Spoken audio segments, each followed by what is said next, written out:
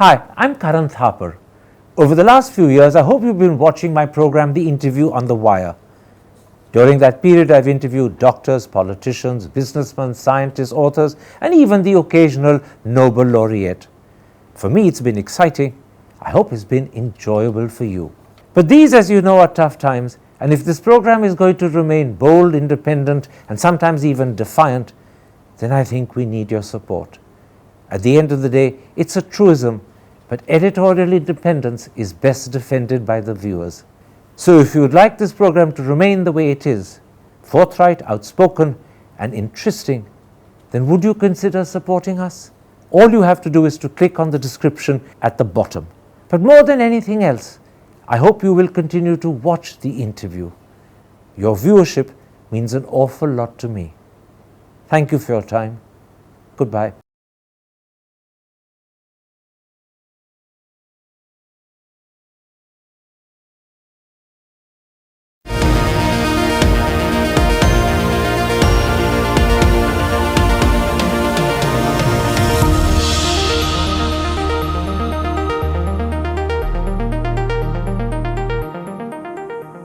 Hello and welcome to a special interview for The Wire. With just 18 days left for the culmination of Rahul Gandhi's Bharat Jodo Yatra on the 30th of January, we asked two critical questions. What is the impact the Yatra is having? And to what extent has the Yatra changed the way Rahul Gandhi himself is perceived? And thirdly, will the Yatra have an impact on the Congress party's political fortunes? Joining me to answer those critical questions is the well-known political commentator and activist, psephologist and former president of Swaraj India, Yogendra Yadav. Yogendra Yadav, let's start with some of the comments you made when I last interviewed you about the Bharat Jodo Yatra on the 28th of November last year. At the time, you said the Yatra was just reaching Indore, and you believed that the crowds in Indore suggested that the tide is turning. 6 weeks later, and 18 days before the Yatra ends, has the tide turned? And if it has turned, what does that mean? What does that amount to? Karan, can I begin by thanking you for taking interest in the Yatra at a point when virtually no one thought it was worth taking interest in? Because, as you know, the mainstream media had written it off. No one thought the Yatra was worth commenting on or discussing. But at that time, you took interest. And you rightly said, we had just had Indore before that. And in Indore, it seemed that the tide may be turning. But now, Karan, I can say with some confidence, indeed, the tide has turned. The turnaround moment has come. I'm not saying everything has changed. I'm not saying the Yatra has achieved all its objectives. And I'm not saying that 2024 now is a different thing altogether. All I'm saying is that, yes, the manner in which the nation was just hurling down, a brake has been applied, and possibly the turnaround moment has now clearly begun. And I say so after the experience in Haryana, in Delhi, in the tiny pocket of Uttar Pradesh that we touched, and now in Punjab. Now, these are areas where the Congress party was not supposed to be very strong. But the kind of crowds that we have seen, today I was in Ludhiana, before that in Haryana, we have seen Faridabad, massive crowds, and right up to Ambala, massive crowds once again. And incidentally, in Haryana, the second leg that we passed was an area which is considered BJP's stronghold. This GT Road area in the entire belt is considered BJP's stronghold. So looking at all these responses, I can now say with some confidence that yes, turnaround has taken place. Let me pick up on something you said in that answer. You said a brake has been applied to the way the nation was hurtling down. Can you explain what is that brake? For the last 8 years, Karan, we have had a complete narrative capture in this country. BJP and its the media close to the BJP virtually decided what the nation was discussing. They decided what would be the dominant opinion. They also decided What is it that the critics would criticize them for? They were proactive. Everyone else was reactive. There is now a clear break on that. For the last 2 or 3 months, I can say, now, for the first time, those who seek to oppose BJP's hegemony, they are proactive. And more often than not, BJP is reactive. For the first time, the non-BJP is saying things that are positive. That's very important. You're not just criticizing Mr. Modi. You're actually presenting a positive vision for the country. And for the first time, the country now begins to look at the possibility of an alternative. I would not overrate it still, Karan. As I said in Hindi to someone, and this can be said only in Hindi, कि भाई खेत में हल तो चला दिया है, जमीन पे हल तो चला दिया है, अब बीज और पानी तो बाद में डालना पड़ेगा. So the preparation has been done. What was necessary has been done. This is clearly not sufficient. And for me, I have no hesitation in saying that the real destination of this yatra is not Srinagar. The real work begins after Srinagar. Can you explain to the audience what precisely you mean when you say a new vision has been presented to the country, a vision that is different to the BJP one? What are the chief characteristics of this new vision the Yatra is presenting? Karan, 4 months ago, if you wanted to talk about love, you hesitated, you talked about it in the drawing room, but you wouldn't speak about these things in public because somehow you felt, अरे यार लोग हंसेंगे मेरे ऊपर, लोग कहेंगे क्या बातें करते हो. If you wanted to speak against RSS, if you wanted to say that Mr. Savarkar was not the kind of veer that he's made out to be, you would say that privately, you would say it among friends. You would not say that in public. And if you wanted to say, if you felt, as many large number of people, including industrialists in this country, feel that Mr. Adani has a free rein for anything he wants to do, that two persons in this country control the economy with the help of the government, you wouldn't name them. Now they are being named. Now Mohabbat is being spoken about.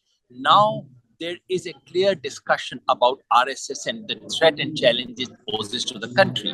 I'm not saying everyone in the country is doing so. All I'm saying is that the door has been opened for things which were not doable. And that's what I mean by narrative shift. This creates an opening where you earlier thought there was a concrete wall. Now there is a door. You still have to knock the door. You still have to open the door. You still have to work hard. But there is a door where earlier there was a wall. Your answer reminds me of something Rahul Gandhi said a couple of days ago. He said, "Nafrat ke bazaar mein mohabbat ki dukaan kholne aaya hu." And clearly that encapsulates the fact that this is not a political yatra. It's a journey to combat hate, inequality, division, and spread love. The problem is, are audiences receptive to this message? And secondly, do they accept it from politicians? Because at the end of the day, Rahul Gandhi is a politician. One thing is that Rahul is increasingly being seen as a different kind of politician, which he indeed is. And that whether people will accept it or not, I'm not saying everyone will start talking about Mohabbat, everyone would talk about these things. And I'm not saying that everyone would speak an ideological vocabulary of inequality and such like. All I'm saying is that this actually opens a possibility. I'm saying again and again that elections are not won during the campaign days. Elections are not won merely by candidate selection and smart manipulation. First of all and above all, elections and political contests are about narrative capture and change in that. BJP captured that narrative not by speaking of constituencies and electoral machinations and so on. They did it by presenting a vision of a Hindu Rashtra, a Hindutva, India's suppressed majority, which has found its voice and so on and so forth. That narrative is now being sought, that's now being questioned.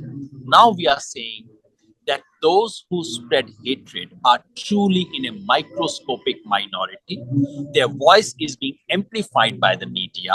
that actually those who speak, those who want to lead their life in a normal way, in a way which is loving, who want to build their lives, they are the ones who are in majority.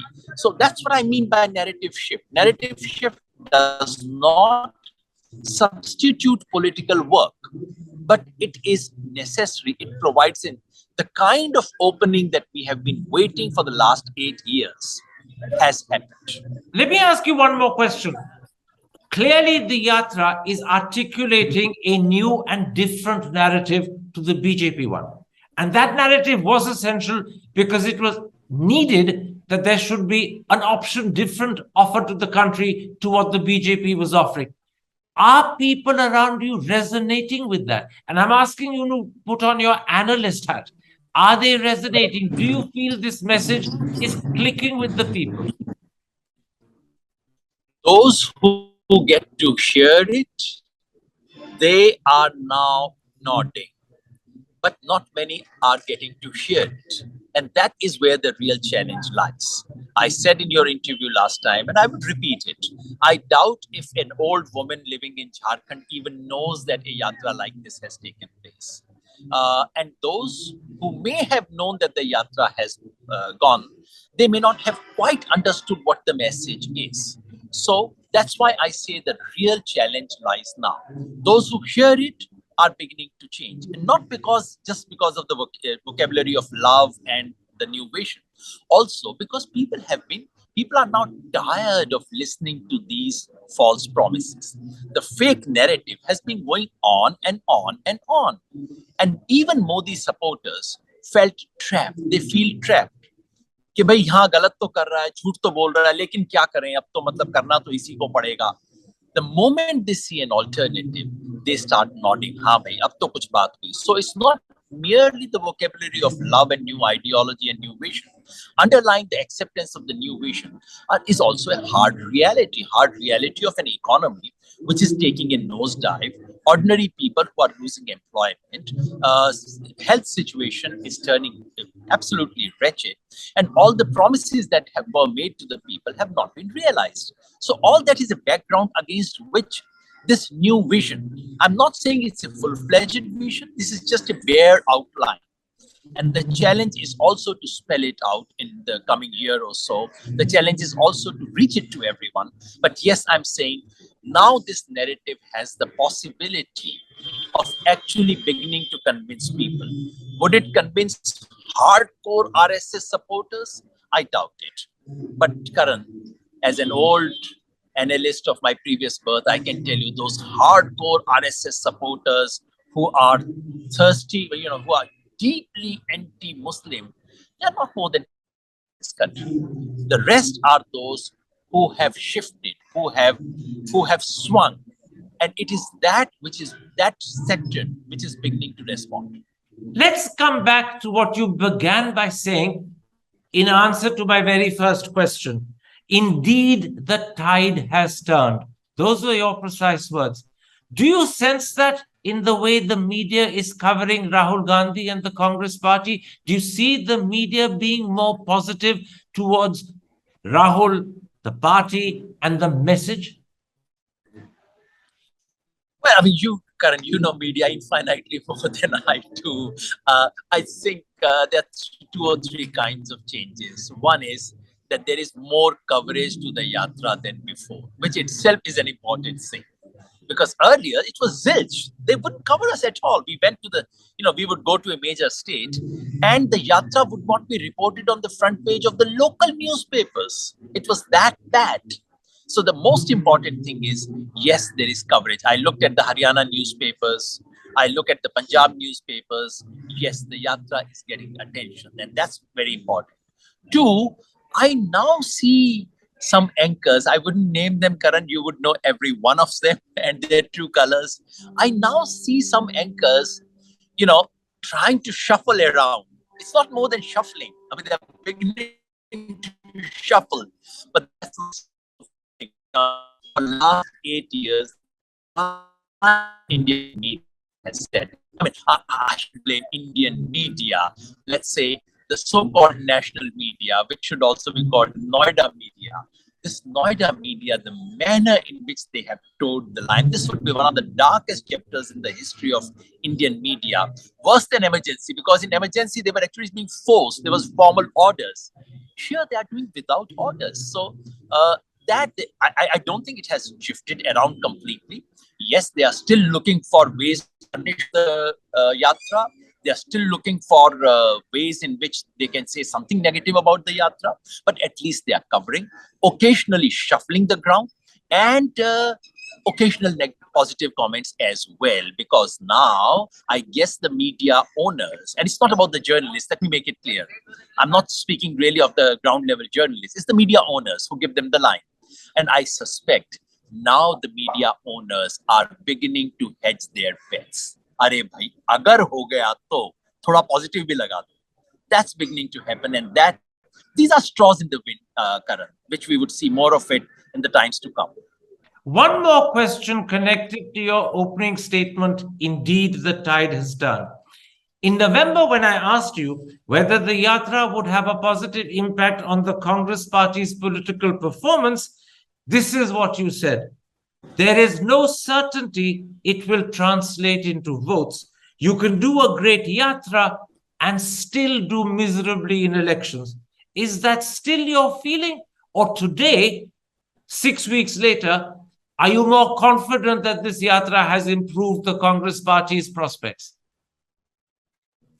Karan, the generic statement stands. You can do a great yatra and a great movement and do very poorly in elections, because you have to have a mechanism to translate that energy. But in the last 6 weeks, I see the quantum of energy has increased substantially. And in Haryana, that's a state I come from, state that I understand somewhat, I definitely felt that if you do an election in Haryana today, BJP is out. So that's that. I'm not saying that's happening in UP. I'm not saying that's happening in every other state, but that's what I mean by the tide turning. So yes, Congress's prospects definitely would improve. And I did say, I must have said it last time, but I want to underline that once this narrative shift takes place, everyone who seeks to oppose BJP's hegemony would benefit. Mamata Banerjee may not have said a word about this yatra, but she would benefit from this in West Bengal, simply because BJP's hegemony is being challenged. Whoever is the principal opponent of the BJP would benefit from this BJP narrative being loosened.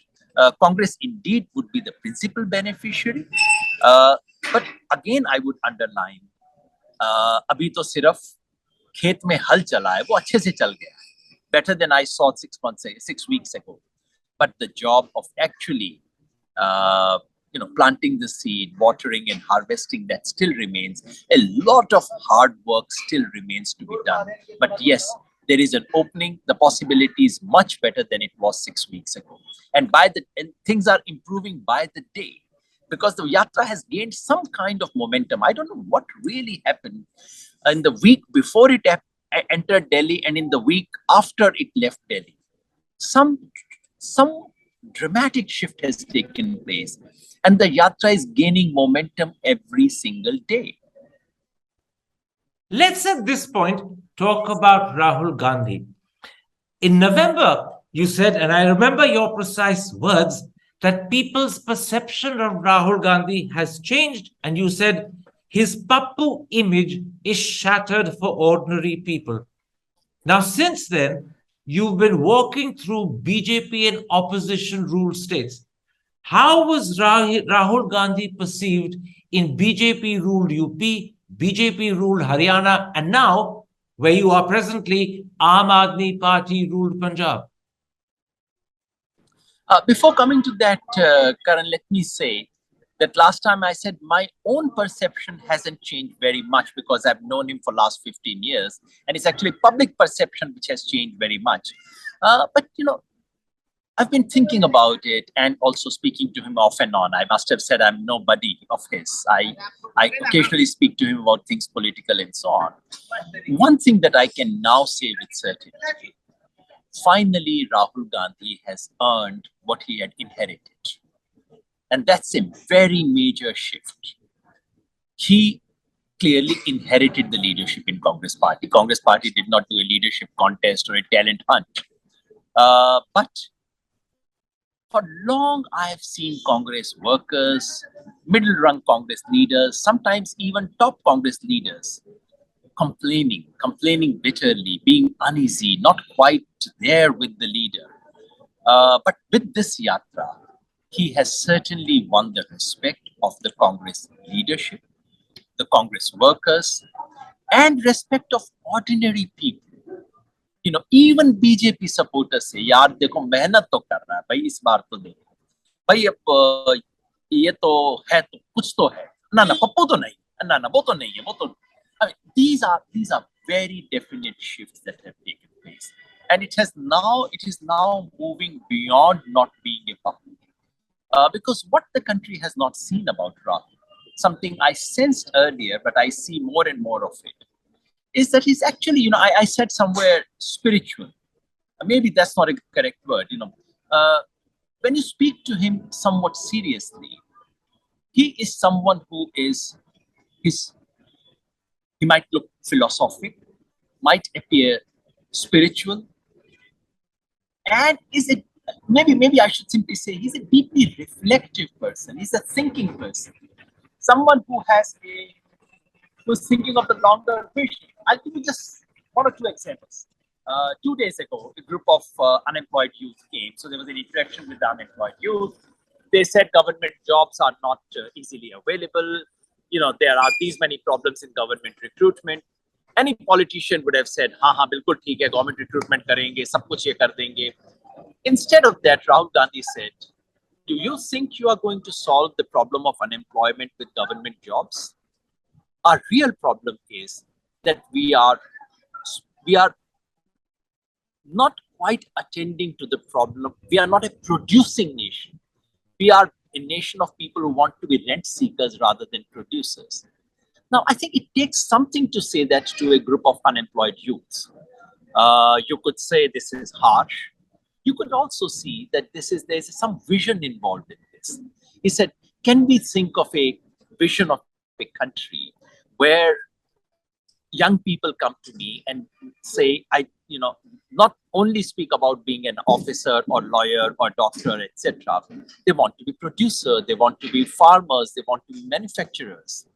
So there is a lot of thinking that's going on. So compared to what I saw him at the beginning of the Yatra, I see him as more of a deeper thinking person who's more reflective, and a person who is working towards a vision. That vision may not be ideological. And the first temptation for everyone would be to put it in one kind of an ideological basket or the other, left or this or that or whatever. But there is a thinking about long-term future of the country, and that's one of the more encouraging part for me in this yatra. Let me put it like this. In this answer you've just given, you've described Rahul Gandhi as a thinking person. You said he sometimes comes across as spiritual, sometimes he comes across as philosophical. In November, you said he was more self-assured, more self-confident. Many people will want to know, has his understanding of the Indian people and their political needs and their economic needs become more profound?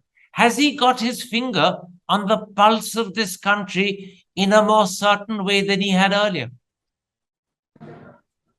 Karan, let's get one thing right. Rahul has invested himself more in understanding Indian society than most politicians do.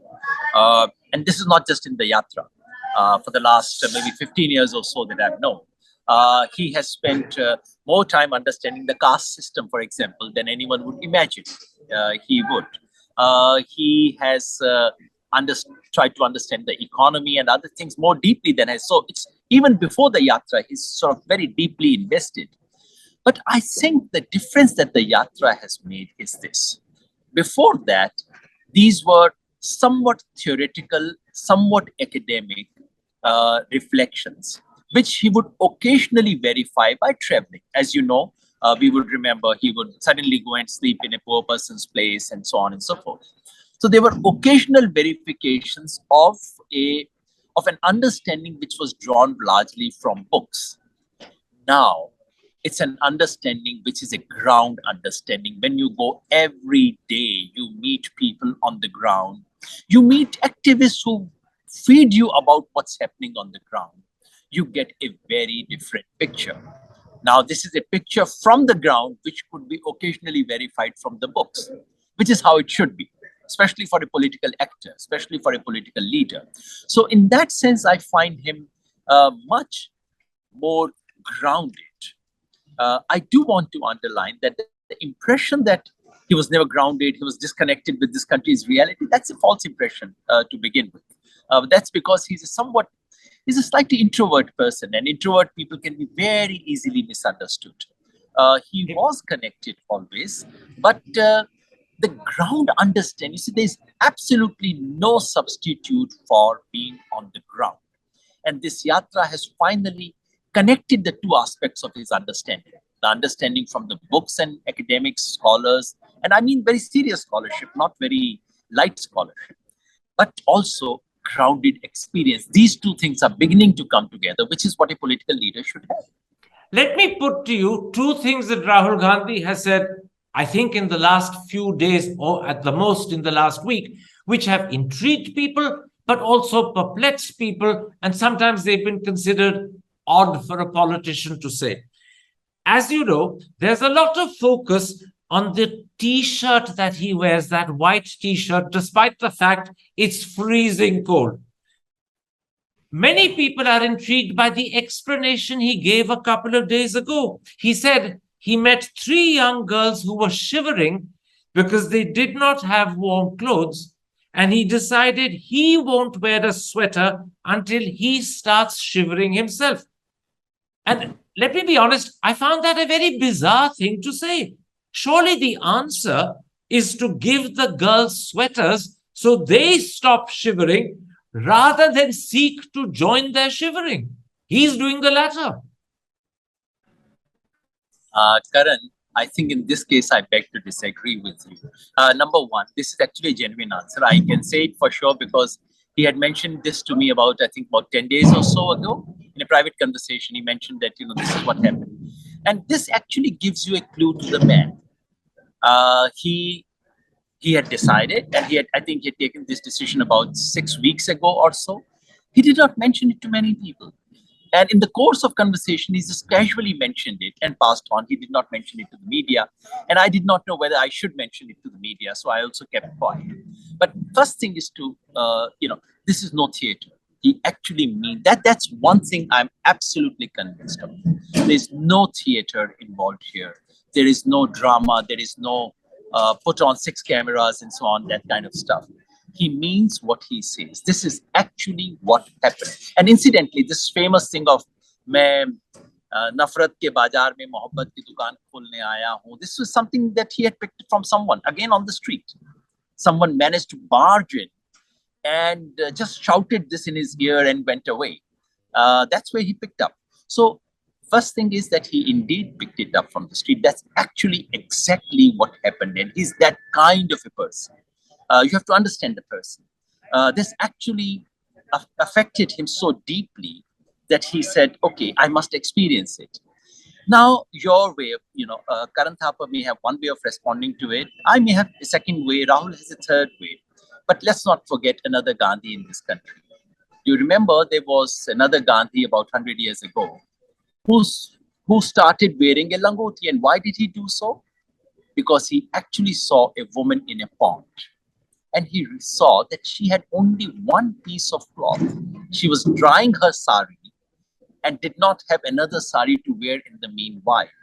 And the Mahatma had then decided that, okay, I will wear this. Does that solve that woman's problem? No, of course it doesn't solve the problem. But, I think we need to get back. And I'm not comparing Rahul Gandhi to Mahatma Gandhi. He would himself not do it. All of us are not even speck compared to the great Mahatma. But I think the spirit, this instance, there is a parallel. And the parallel is this, that in order to relate to someone else's suffering, I would do policy, I would do advocacy, I would do struggle, I would do everything else. Maybe I would also hand over something to them. But it's very important for you to experience it yourself. And This is the spirit of Satyagraha that Mahatma Gandhi had taught us. Remember, every one of Mahatma Gandhi's battles was about self-suffering. And it is through self-suffering that Mahatma Gandhi spoke to his opponents. And he was not doing emotional, Okay. contemporary vocabulary would be that he was blackmailing them. No, he was not. It is through, and this is Mahatma's own words, that it is by suffering yourself that you speak and connect to your adversaries, which is what he did. So there is a parallel. That's all I'm saying. Your answer clearly underlines a point you made earlier, that the spiritual and the philosophical side of Rahul has been awakened and has come to the fore. It may raise in people's doubts whether the political side, which is what his career is dependent upon, may have receded. But leave that thought aside. I'm simply raising that possibility. Let me come to the second thing that Rahul has said, which has intrigued, perplexed people. Some have even found it bizarre. He said it on Sunday when he was asked by journalists at a press conference about how his image was changing. I wrote down what he said as he said it on TV. This is what he said. Rahul Gandhi सिर्फ आपके दिमाग में है, मैंने उसे मार दिया. He's gone. He doesn't exist anymore. And then Rahul Gandhi said, समझने के लिए आप हिंदू धर्म को पढ़ो. Now, first of all, what exactly was that saying? Because I'm not sure I understood, and I think many like me would have been perplexed. And secondly, is it a fitting answer at a press conference from a politician to a journalist? I think you need to ask these questions to Rahul Gandhi. I mean, I don't manage to speak to him about everything. To my mind, this actually once again shows a very reflective person. You know, every one of us doesn't ask this question of who am I? But do remember that this is one of the starting questions of philosophy. Who am I? What is my being? And it is that he has actually, once again, this is not put on. This is not a dialogue. Rahul Gandhi ko maar diya. Now, which Rahul Gandhi? Is he speaking about an image that was created? Is he speaking about an ego? Do remember, and the connect with Hindu's philosophy, as I can see, I haven't spoken to him, so please don't see it as his explanation. This is my explanation. That it is about, much of Hindu philosophy is about destruction of your ego and annihilation of your ego. And in that sense, annihilation, if Rahul Gandhi for the world is that ego, I have destroyed that ego. That could be one explanation, but it's best posed to him. You know, the other thing that you said, and that's an important thing, philosophic and political. Do these things, spiritual and political, do they go together? Is this what a politician should be saying? Normally, you don't expect politicians to be saying so. Politicians are supposed to be pragmatic. They are supposed to be clever with words. They are supposed to be with an eye to the constituency. But, you know, Karan, the more I think about it, having myself spent 10 years in politics now, I think only two kinds of people survive in politics. Those who have infinite and obscene ambition, pathological ambition, they survive in politics. And those who have spiritual anchorage. And if Rahul has spiritual anchorage, I think that only increases my trust and faith in him, even when I don't agree with any of the things that he may have said. We're running out of time because Zoom gives us only 30, 40 minutes. And I want to ask you one more question. I'll ask you for a quick answer. Last time in November, I asked if Rahul Gandhi was becoming more prime ministerial, if Rahul Gandhi's comparison to Narendra Modi, something that the press and the people of India do all the time, is now becoming less uneven and more equal. I'm not going to ask you that question again. But against the background of that question I'm going to ask, I get the feeling from what you're saying that Rahul Gandhi is emerging as a philosophical, spiritual person rather than as a front-rank, cutting-edge politician. We may be seeing a new Rahul, one that people respect, one that people even in some ways admire, but it's more philosophical and spiritual and not political. Is that going to be of service to his political career? Will that be of service to the Congress party, a political party? Not a politician, but a philosopher and a spiritual leader is what's emerging. Karan, as I said earlier, the word philosophic and spiritual should be put in bracket because that can easily be misunderstood. And sadly, in our country, these are seen as pejorative words these days. And I said, let's replace it with the word reflective. He's more reflective, self-reflective as well than most political leaders would be. To my mind, it is a virtue. Please remember, Karan. Now, whether it works in election and the extent to which it works in election is something for us to see, for us to watch, for us to judge. There is no sure shot answer. Anyone who gives you a guaranteed answer to that today would be wrong.